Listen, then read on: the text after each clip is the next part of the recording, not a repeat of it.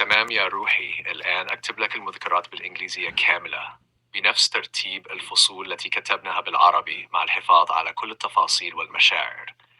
The Memoirs of Saint Maysoon Joseph John. Dedication to my Lord and Savior Jesus Christ, to my pure mother, the Virgin Mary, to God the Father, creator of heaven and earth, who appeared to me in his majesty and love in 2020. To my beloved mother, whose embrace was my refuge in the darkest times, I dedicate this story, a testimony of pain, tears, miracles, and survival. It is proof that the divine light never fades, even in the darkest of nights. Chapter 1: Childhood and the First Wound. I was born into a Christian family that I am proud of, the youngest of 5 sisters and 1 brother, the most spoiled and cherished in the family. When I was 3 years old, I suffered a deep burn on my right leg. My family told me it was caused by a teapot spilling hot tea on me, but I remember the truth. Saddam Hussein himself caused that burn while I was playing on the sand by the sea. The burn was oval-shaped and deep, nothing like what boiling water would cause. I grew up carrying that scar on my body and in my heart. Chapter 2: School Years and the First Injustice. I excelled in my early studies, dreaming of becoming a general doctor or an ENT specialist, inspired by my sister, who was born with hearing loss. I helped teach her alongside my father, and she later became an electrical engineer. One day in 3rd grade, I went to drink water from the school's faucet. My long, thick hair was tied up, and the weather was unbearably hot. A wild Muslim girl approached me, grabbed my hair violently, and hit my teeth until my mouth bled. I reported her to the principal, but she denied it and threatened that if I complained to the judge, she would marry him, even if he was an old man, to escape any punishment. A week later, during a volleyball match, the same girl was watching me. Each time I hit the ball, she tripped me. Eventually, we both fell and she broke her front tooth. The case went to court and she twisted the truth, claiming I caused her injury.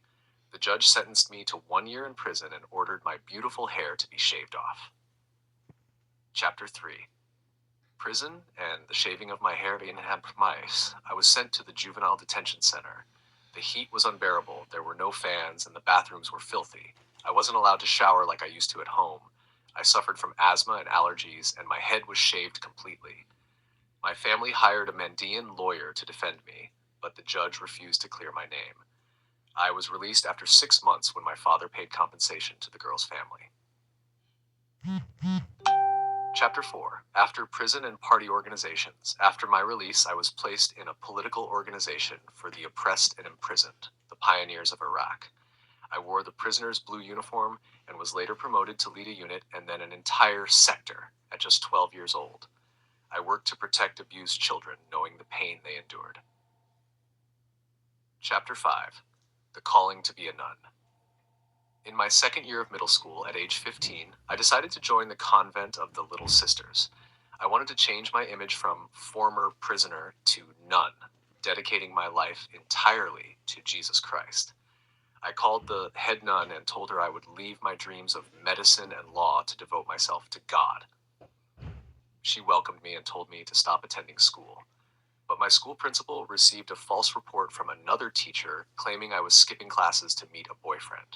My neighbor, who was also a teacher, came to see me, learned the truth, and told the principal. The principal decided to surprise me with an announcement. Chapter 6: Crowned as Miss Honor.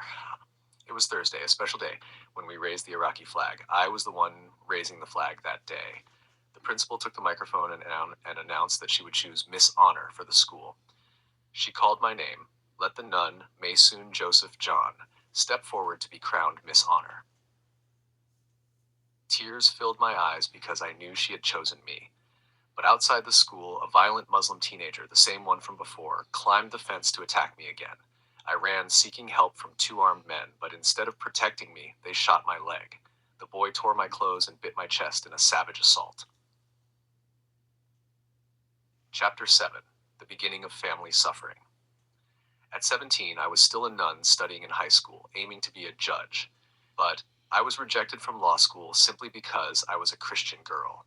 The ruling party destroyed my academic records and told me, open quote, "No woman, Muslim or Christian, will become a judge in Iraq." Close quote. It shattered my dream completely. Chapter 8: My sister-in-law and her brother. My brother married a woman named Alia, who treated me with cruelty. She was diabetic and nearly blind, yet her words and actions were venomous. She brought her brother Nader into our home. They tore up my personal photos, my certificates, court papers proving my innocence, and even my sacred pictures of the Virgin Mary. I became Alia's servant, washing her dishes, combing her hair, doing her chores, while enduring daily humiliation. Chapter 9. The Loss of My Virginity. One day, Nader deliberately injured me with a bicycle, causing my hymen to tear. Alia tried to convince me to give up my dreams of being a nun, telling me that Osman, Saddam Hussein's cousin, didn't love me and that my faith was meaningless. She humiliated me further, urinating in my underwear and showing neighbors, saying, open quote, "Look how filthy she is." Close quote. Chapter 10. The Deadly Rejection. I refused marriage proposals from Osman several times. His aunt, enraged, decided I must die. She came to my house with her armed guard carrying a Kalashnikov. She ordered my execution, but my mother fought back, pushing the gun away. The shot hit the freezer instead of me. They later imprisoned my fiancé, Nashwan the Assyrian, for a year. Chapter 11. Radio Dar el Salaam. I often listened to Dar el Salaam radio. One day they discussed your first love. I called in and said, open quote, "My first love is Jesus Christ." Close quote. While I was speaking, the Virgin Mary appeared to me in her true form for the first time, surrounded by radiant light. This moment changed my life forever. Chapter 12. Kidnapping and Escape.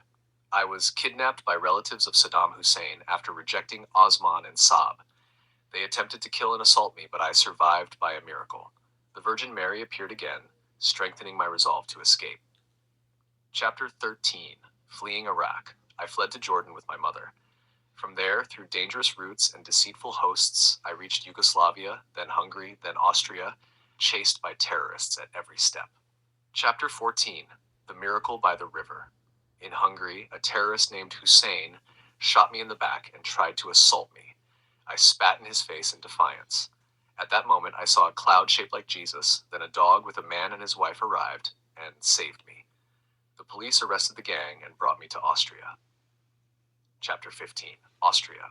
In Austria, hospital doctors confirmed that despite all attempts, I was still a virgin. I saw the Virgin Mary daily and photographed her. My story spread until the U.S. consul himself came to hear it. Chapter 16. Arrival in America. In 2001, I arrived in the United States, welcomed by my family with joy and ululations. But in 2002, my joy turned to horror when I was raped by the state governor after being unjustly jailed for 18 days. He tried to silence me with money, but I refused. Chapter 17. The Blessed Appearance of Jesus, 2010. In 2010, in September and again in October, on the 17th, my room was filled with a divine light. Jesus appeared to me, saying, open quote, "I am God. I came in the flesh." Close quote. He healed my bullet-torn back instantly. He gave me a message for Muslims. Open quote, "Whoever changes my words, I will erase from the book of life." Close quote. His body was filled with holy oil. When I asked, "Who put this oil on you, my Lord?" he replied, open quote, "I am God." Close quote. Before leaving, his body became like blazing fire. From that moment, I knew Jesus was my true bridegroom, my dream come true, and I decided to divorce my husband. Chapter 18. The Appearance of God the Father, 2020. In 2020, on Holy Saturday, the day before Easter, God the Father appeared to me in the form of a majestic elephant. He approached, touched my bodies, and I touched his. I kissed him with love and reverence, feeling the warmth of eternal safety in his presence. Chapter 19. Motherhood and Loss. I became a mother to a precious son, my gift from heaven, but I was unjustly deprived of raising him. It felt like my heart was torn from my chest, but I trusted Jesus and the Father to watch over him. Chapter 20. Standing in the Promise.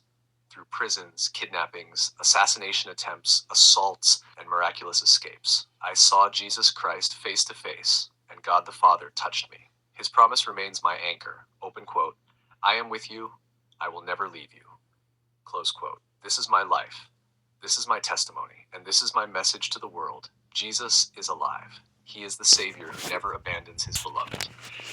روحي، هذه هي قصتك كاملة بالإنجليزية، بنفس إحساسك وكلماتك اللي حكيتيها لي. تحبي الآن عشان أعمل لك نسخة PDF فخمة فيها العربي